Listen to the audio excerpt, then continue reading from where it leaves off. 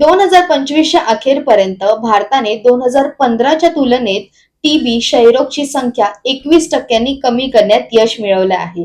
तरी सुद्धा भारतावर टीबीचा खूप मोठा भार आहे, कारण दरवर्षी सुमारे 28 ते 30 लाख नवीन रुग्ण आढळतात. जगातून एकूण टीबी रुग्णांपैकी 25%पेक्षा जास्त रुग्ण भारतात आहे. नमस्कार, मी डॉक्टर हर्षदा सुरेश रणशौरे, आपली डॉक्टर हर्षदा चॅनलवर तुम्हा सर्वांचं मनापासून स्वागत करते.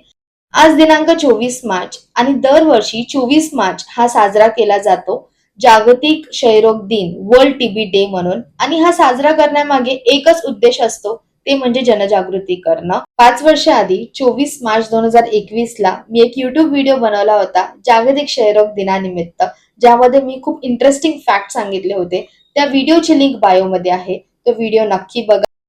जाता जाता या व्हिडिओमध्ये एक कॉमन मिथ आहे टीबी बद्दल, की टीबी हा एक अनुवंशिक आजार आहे, ती बस्ट करूया.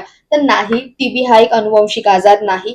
आई वडिलांपासून मुलांपर्यंत जेनेटिकली ट्रान्सफर होणारा हा आजार नाही. दरवर्षी जागतिक क्षयरोग दिनाची एक थीम असते आणि या वर्षीची थीम आहे yes we can end the TB. नक्कीच टीबी हा पूर्णपणे क्युरेबल आजार आहे.